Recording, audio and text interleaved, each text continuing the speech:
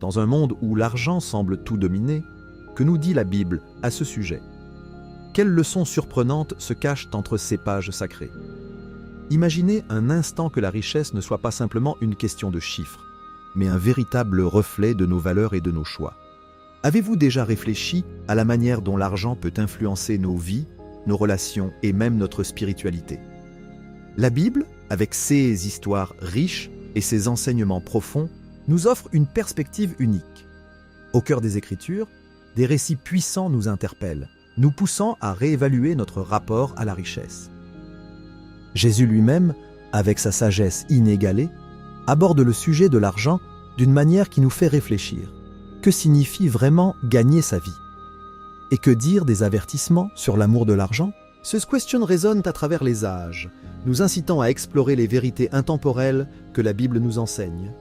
Préparez-vous à plonger dans une réflexion captivante sur l'argent, la foi et ceux qui comptent vraiment. Quelles révélations vous attendent? Restez avec nous pour le découvrir. L'origine de l'argent. L'origine de l'argent remonte à des temps anciens, comme le mentionne la Bible dans l'Ancien Testament. À cette époque, les échanges commerciaux se faisaient principalement par le troc. Les gens échangeaient des biens et des services directement, mais cela pouvait devenir compliqué. Imaginez devoir trouver quelqu'un qui a exactement ce dont vous avez besoin et qui veut aussi ce que vous avez à offrir. Cela a conduit à la nécessité d'un moyen d'échange plus pratique. C'est là que l'argent entre en jeu, comme une solution pour faciliter les transactions. L'argent a donc évolué pour devenir un instrument de valeur standardisé, permettant aux gens d'acheter et de vendre plus facilement. Dans la Bible, on voit comment l'argent a été utilisé dans les échanges, soulignant son importance dans la vie quotidienne des gens. Cela montre que l'argent n'est pas un concept moderne, mais quelque chose qui a été reconnu comme nécessaire depuis longtemps. La Bible nous apprend que, tout au long de l'histoire, l'argent a joué un rôle central dans les relations commerciales et sociales. Cependant, l'argent n'est pas seulement un outil pratique. Il a également une signification plus profonde dans le contexte spirituel. La façon dont nous utilisons l'argent peut refléter nos valeurs et nos priorités. C'est une question qui traverse les âges et qui est encore pertinente aujourd'hui. Ainsi, l'origine de l'argent dans la Bible nous invite à réfléchir sur son utilisation dans notre vie quotidienne et à considérer comment cela s'inscrit dans notre foi. Avant de commencer avec le contenu d'aujourd'hui, j'aimerais vous demander un petit service. Si vous appréciez nos vidéos et souhaitez continuer à voir plus de contenu passionnant, nous vous invitons à liker cette vidéo et à vous abonner à notre chaîne. C'est le meilleur moyen de nous soutenir et de rester informé de toutes les nouvelles histoires et vidéos que nous partageons. N'oubliez pas d'activer la cloche de notification pour ne manquer aucune vidéo. Merci de faire partie de notre communauté. Et maintenant, profitez de la vidéo. La tentation de l'amour de l'argent. La Bible nous met en garde contre l'amour excessif de l'argent. Dans 1 Timothée 6:10, il est dit que l'amour de l'argent est la racine de tous les maux. Cette affirmation souligne combien la quête de richesse peut nous entraîner à prendre de mauvaises décisions et à négliger des valeurs essentielles comme l'honnêteté et la compassion. L'argent en soi n'est pas mauvais, mais c'est notre attachement à lui qui peut nous mener à des problèmes. Cet amour de l'argent peut se manifester de différentes manières. Parfois, les gens deviennent si obsédés par le fait de gagner plus qu'ils oublient leurs relations, leur famille et même leur santé. Ils peuvent sacrifier leur intégrité pour obtenir des gains financiers. Cette tendance est alarmante et peut créer une vie remplie de stress et d'angoisse. La Bible nous rappelle que cette obsession peut nous éloigner de Dieu et de ses enseignements. Il est facile de tomber dans le piège de la consommation et de chercher la satisfaction dans les biens matériels. Cependant, la Bible nous enseigne que le véritable bonheur et la paix intérieure ne se trouvent pas dans l'accumulation de richesses, mais dans notre relation avec Dieu et notre capacité à être généreux. Ainsi, être conscient de cette tentation et apprendre à la gérer est essentiel pour mener une vie équilibrée et spirituellement riche. Le rôle de la générosité. La générosité est un thème central dans la Bible. Dans 2 Corinthiens 9:7, il est dit que Dieu aime celui qui donne avec joie. Cette affirmation nous montre que la générosité n'est pas seulement une obligation, mais un acte de joie et de gratitude. Être généreux, c'est reconnaître que tout ce que nous avons vient de Dieu et que nous avons la responsabilité de partager ses bénédictions avec les autres. La générosité peut prendre de nombreuses formes. Cela peut être le don d'argent, de temps ou même de talent. Chaque petit geste compte et peut avoir un impact significatif sur la vie des autres. En aidant ceux qui sont dans le besoin, nous ne faisons pas seulement du bien à autrui, mais nous enrichissons également notre propre vie spirituelle. La générosité nous aide à nous connecter avec notre communauté et à créer des liens forts avec les personnes qui nous entourent. De plus, la générosité nous protège contre les dangers de l'amour de l'argent. Lorsque nous choisissons de donner, nous faisons un acte conscient pour lutter contre l'avidité. Cela nous rappelle que la vraie richesse ne réside pas dans ce que nous possédons, mais dans ce que nous partageons. En fin de compte, la Bible nous enseigne que la générosité est une voie vers une vie plus pleine et plus satisfaisante. Le concept de la gestion. La Bible nous enseigne également le concept de la gestion des ressources. Dans Lucas 16, 13, Jésus parle de l'importance d'être de bons intendants des biens que Dieu nous a confiés. Cela signifie que nous sommes responsables de la façon dont nous utilisons notre argent et nos ressources. Être un bon gestionnaire ne se limite pas à économiser de l'argent, mais implique également de l'utiliser de manière judicieuse pour faire le bien autour de nous. Cette notion de gestion nous rappelle que tout ce que nous avons est un don de Dieu. Il est donc impératif de réfléchir à la manière dont nous dépensons et investissons nos ressources. Cela peut inclure des décisions comme soutenir des œuvres de charité, investir dans notre éducation ou aider nos proches. En adoptant une approche réfléchie de la gestion, nous pouvons nous assurer que nos ressources servent un but plus grand. En outre, la gestion des ressources est également liée à la planification financière. La Bible nous encourage à être prévoyants et à éviter les dettes excessives. Cela ne signifie pas que nous ne devons pas profiter de la vie, mais plutôt que nous devons être sages dans nos choix financiers. Une bonne gestion nous permet de vivre de manière équilibrée et de nous préparer pour l'avenir, tout en restant fidèles à nos valeurs. L'importance de l'honnêteté dans les transactions. L'honnêteté est un principe fondamental qui traverse les enseignements bibliques, en particulier dans le domaine des transactions commerciales. Dans Proverbes 11, il est dit que les balances trompeuses sont en horreur à l'Éternel. Cela signifie que Dieu désapprouve les pratiques malhonnêtes et les fraudes. L'intégrité dans nos affaires est essentielle non seulement pour plaire à Dieu, mais aussi pour construire des relations de confiance avec les autres. Lorsque nous agissons avec honnêteté, nous créons un environnement où les gens se sentent respectés et valorisés. L'honnêteté favorise des relations saines, que ce soit dans le milieu professionnel ou personnel. Les gens sont plus enclins à faire confiance à ceux qui respectent des normes éthiques élevées. En revanche, des pratiques malhonnêtes peuvent entraîner des conflits, des ressentiments et une réputation ternie. De plus, l'honnêteté dans les transactions est une manière de témoigner de notre foi. En choisissant de faire ce qui est juste, nous montrons aux autres que nos actions sont guidées par des principes divins. Cela peut ouvrir des portes pour partager notre foi et inspirer d'autres à suivre les mêmes valeurs. Ainsi, l'intégrité dans nos transactions n'est pas seulement une question de morale, mais aussi un moyen puissant de vivre notre foi au quotidien. La richesse et le salut. Dans l'évangile de Matthieu, Jésus aborde un sujet délicat, la difficulté pour un riche d'entrer dans le royaume des cieux. Il compare cette situation à un chameau qui passe par le chat d'une aiguille. Cela soulève des questions sur la relation que nous entretenons avec l'argent. Pour beaucoup, la richesse peut créer un sentiment de sécurité et de pouvoir.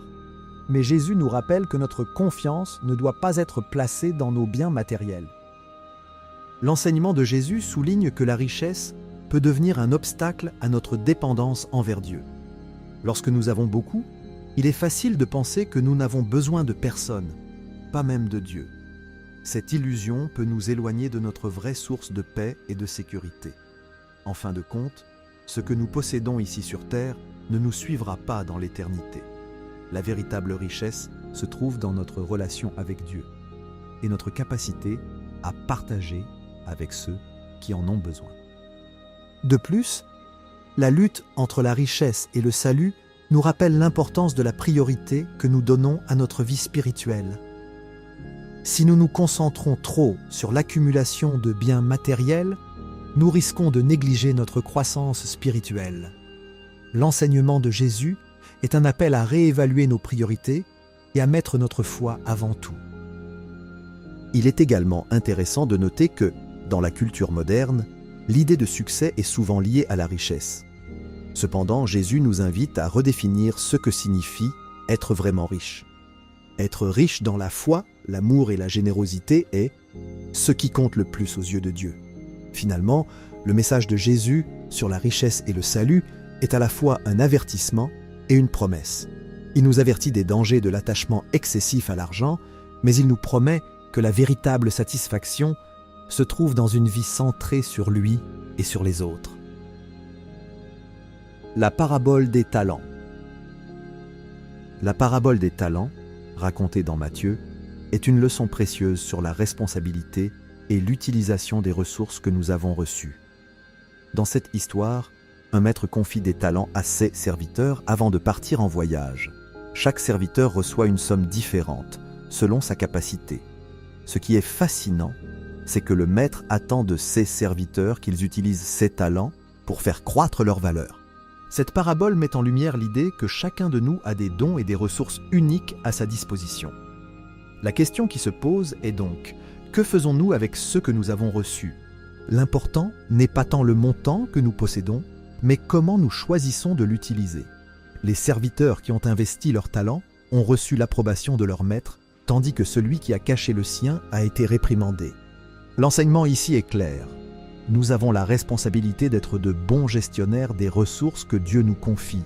Cela s'applique non seulement à l'argent, mais aussi à notre temps, nos talents et nos opportunités. En utilisant ces ressources de manière judicieuse, nous pouvons faire une différence dans le monde qui nous entoure. Il est également important de se rappeler que la peur peut souvent nous empêcher d'agir. Comme le serviteur qui a caché son talent, nous pouvons être paralysés par l'inquiétude de ne pas réussir. Cependant, la parabole nous encourage à surmonter cette peur et à prendre des risques calculés pour faire fructifier ce que nous avons. Enfin, la parabole des talents nous rappelle que nous serons un jour appelés à rendre des comptes pour la manière dont nous avons utilisé nos ressources. C'est une invitation à réfléchir sur notre vie et à nous assurer que nous vivons de manière à honorer Dieu avec tout ce que nous avons. La dépendance de Dieu. Dans l'Épître aux Philippiens, Paul nous assure que Dieu pourvoira à tous nos besoins selon sa richesse en gloire. Cette promesse est d'une importance cruciale pour notre vie quotidienne. Dans un monde qui valorise souvent l'autosuffisance, nous sommes rappelés que notre véritable dépendance doit être placée en Dieu. Cette dépendance ne signifie pas que nous devons rester passifs. Au contraire, elle nous appelle à agir tout en ayant confiance que Dieu est à l'œuvre dans nos vies. Cela peut être particulièrement réconfortant dans les moments d'incertitude financière. Savoir que Dieu connaît nos besoins et qu'il y pourvoira peut nous apporter une paix intérieure qui transcende les circonstances extérieures. Il est également essentiel de réaliser que la dépendance à Dieu va au-delà des simples nécessités matérielles. Cela inclut notre besoin de sagesse, de direction et de force dans les défis de la vie. En reconnaissant notre besoin de Dieu, nous ouvrons la porte à une relation plus profonde avec lui. Cela nous aide à comprendre que, même dans nos luttes, nous ne sommes jamais seuls. De plus, cette dépendance peut transformer notre perspective sur l'argent et les ressources. Au lieu de nous concentrer uniquement sur ce que nous pouvons accumuler, nous pouvons apprendre à voir nos biens comme des moyens de servir les autres et de glorifier Dieu. Cela change notre attitude envers la générosité et nous pousse à donner avec joie. En fin de compte, la dépendance de Dieu est un appel à la foi. C'est une invitation à remettre nos inquiétudes entre S.E.'s mains et à croire qu'il est capable de faire infiniment plus que ce que nous pouvons demander ou imaginer. La relation entre l'argent et la paix. La Bible aborde également la relation entre l'argent et la paix intérieure. Dans Matthieu, Jésus nous enseigne que la préoccupation excessive pour nos besoins matériels peut engendrer de l'anxiété. Lorsque nous plaçons notre confiance dans nos ressources, nous risquons de perdre de vue ce qui est réellement important. À l'inverse, La confiance en Dieu nous apporte une paix qui ne dépend pas des circonstances. Cela ne signifie pas que les défis financiers disparaîtront, mais que nous pouvons faire face à ces défis avec sérénité. En cherchant d'abord le royaume de Dieu, nous découvrons que nos besoins matériels sont souvent comblés de manière inattendue. Cette dynamique entre l'argent et la paix est particulièrement pertinente dans notre société moderne, où le stress financier est courant. Les gens peuvent se sentir accablés par les factures, les dettes et les incertitudes de l'avenir. Cependant, la Bible nous rappelle que notre valeur ne réside pas dans ce que nous possédons, mais dans notre identité en Christ. Il est également essentiel de cultiver un esprit de gratitude. Lorsque nous reconnaissons et apprécions les bénédictions que nous avons, même les plus petites, nous sommes moins susceptibles de nous laisser envahir par l'inquiétude. La gratitude nourrit la paix en nous, nous aidant à garder notre perspective claire. Finalement, la relation entre l'argent et la paix nous appelle à un équilibre. Nous devons être prudents dans notre gestion financière, tout en n'oubliant jamais que notre véritable sécurité et notre paix proviennent de notre confiance en Dieu. Les dangers de l'avarice. Dans l'Épître aux Colossiens, Paul met en garde contre l'avarice, qualifiant cette attitude d'idolâtrie. L'avarice consiste à vouloir accumuler toujours plus, au détriment de notre relation avec Dieu et des autres. Elle peut nous mener sur un chemin dangereux où l'argent devient notre maître au lieu de notre serviteur. L'une des conséquences les plus insidieuses de l'avarice est qu'elle peut nous isoler. Lorsque nous sommes obsédés par l'accumulation de biens, nous pouvons perdre de vue les relations importantes dans notre vie. Les gens autour de nous peuvent devenir des obstacles à notre quête de richesse plutôt que des compagnons de route. Cela peut créer des tensions et des divisions dans nos familles et nos communautés. De plus, l'avarice nous pousse à négliger les besoins des autres. Au lieu de donner et de partager, l'avare se concentre sur lui-même. Cette attitude est contraire à l'enseignement biblique sur la générosité. La Bible nous appelle à être des canaux de bénédiction pour ceux qui nous entourent, à utiliser nos ressources pour aider les nécessiteux et à montrer l'amour de Dieu à travers nos actions. Il est également important de se rappeler que l'avarice est souvent alimentée par la comparaison. Dans une société où le succès est souvent mesuré par la richesse matérielle, nous pouvons facilement tomber dans le piège de vouloir toujours plus. Cela nous éloigne de la gratitude et de la satisfaction, nous laissant insatisfaits et en quête perpétuelle de quelque chose que nous n'arriverons jamais à atteindre. Enfin, l'avarice nous empêche de vivre pleinement la vie que Dieu a prévue pour nous.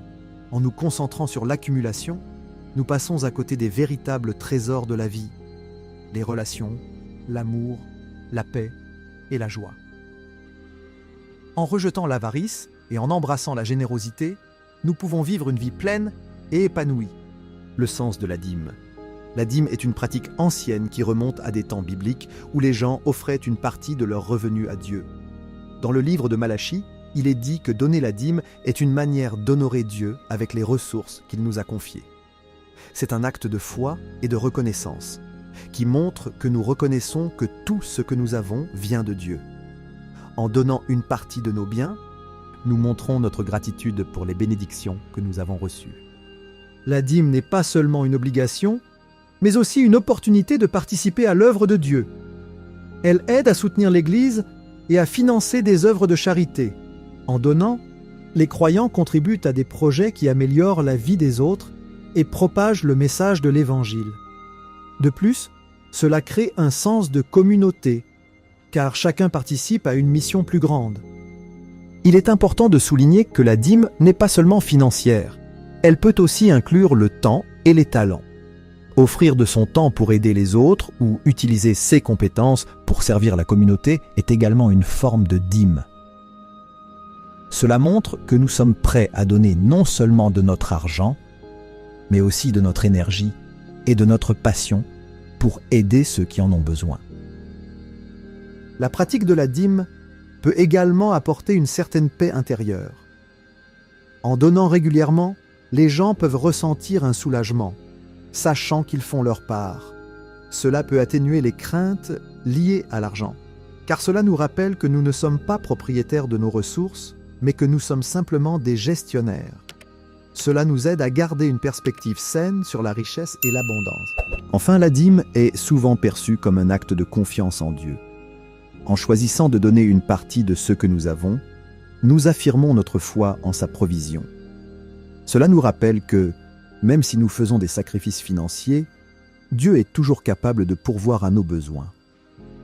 En fin de compte, la dîme est une expression concrète de notre engagement envers Dieu et envers notre communauté. La sagesse dans les investissements. Investir judicieusement est un principe que la Bible encourage. Dans les Proverbes, il est dit que la sagesse consiste à accumuler des ressources de manière responsable. Cela signifie qu'il est important de réfléchir avant de dépenser ou d'investir. La précipitation dans les décisions financières peut mener à des pertes, tandis que la patience et la planification peuvent entraîner des bénéfices. La Bible nous rappelle également d'éviter l'extravagance. Il est facile de se laisser emporter par des achats impulsifs ou des investissements à haut risque.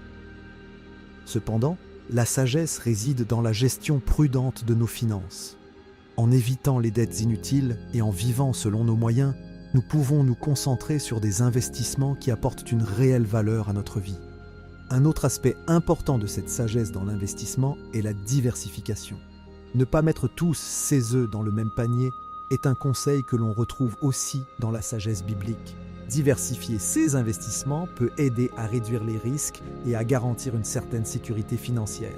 Cela nécessite de la recherche et de la réflexion, mais les bénéfices potentiels en valent la peine. Les investissements ne se limitent pas seulement à des actifs financiers. Investir dans notre éducation, dans nos compétences ou dans notre santé est tout aussi crucial.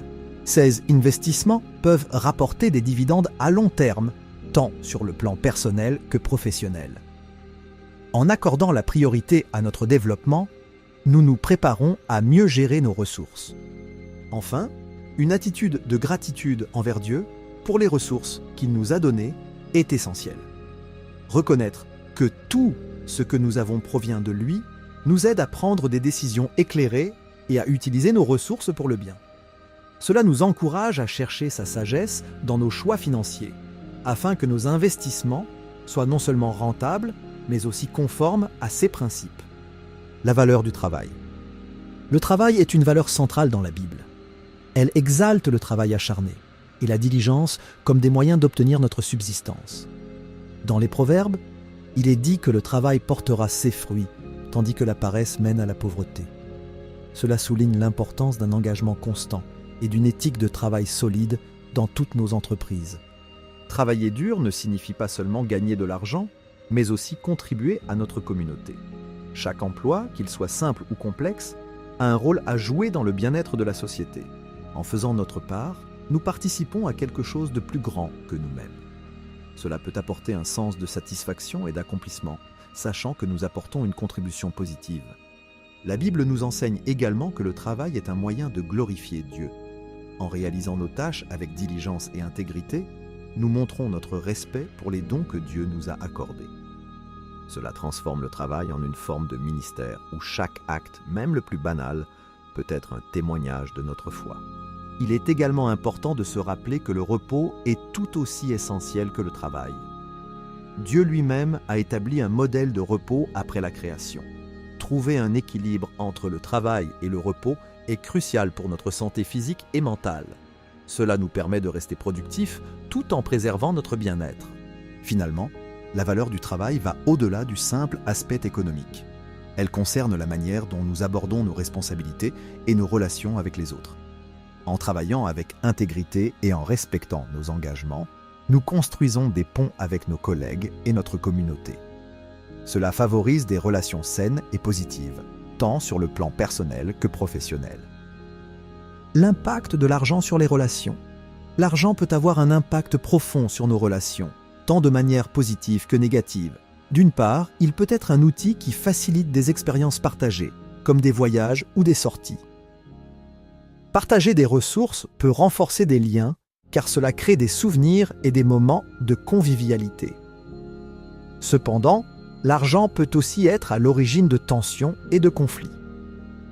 Les problèmes financiers sont souvent cités comme l'une des principales causes de rupture dans les couples. La pression économique peut entraîner des disputes et des malentendus. Il est donc essentiel de communiquer ouvertement sur les finances et de définir des objectifs communs. Cela permet de créer une base solide pour une relation saine. La Bible nous enseigne également que l'amour de l'argent peut corrompre nos relations. Lorsque la recherche de la richesse devient notre priorité, nous risquons de négliger les personnes qui nous entourent. Les relations basées sur des intérêts financiers peuvent devenir superficielles et instables. Il est crucial de garder à l'esprit que les vraies relations sont fondées sur l'amour, la confiance et le respect mutuel. En outre, l'argent peut influencer notre perception des autres. Nous pouvons être tentés de juger les gens en fonction de leur statut économique, ce qui peut créer des divisions. La Bible nous rappelle que chaque personne a une valeur intrinsèque, indépendamment de sa situation financière. Cultiver une attitude d'égalité et de respect envers tous est essentiel pour des relations saines. Enfin, il est important de se rappeler que les relations authentiques nécessitent du temps et des efforts. Investir dans nos relations, que ce soit par des gestes simples ou des moments de qualité, est tout aussi important que les investissements financiers. L'argent peut faciliter certaines choses, mais la véritable richesse réside dans les liens que nous tissons avec les autres. L'éternité et l'utilisation de l'argent. La Bible enseigne que notre utilisation de l'argent a des implications éternelles. Dans l'évangile de Luc, Jésus souligne l'importance d'utiliser nos richesses pour faire des amis et accumuler des trésors éternels.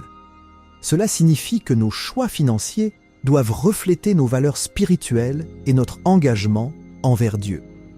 L'argent, lorsqu'il est utilisé à bon escient, peut contribuer à des œuvres qui ont un impact durable.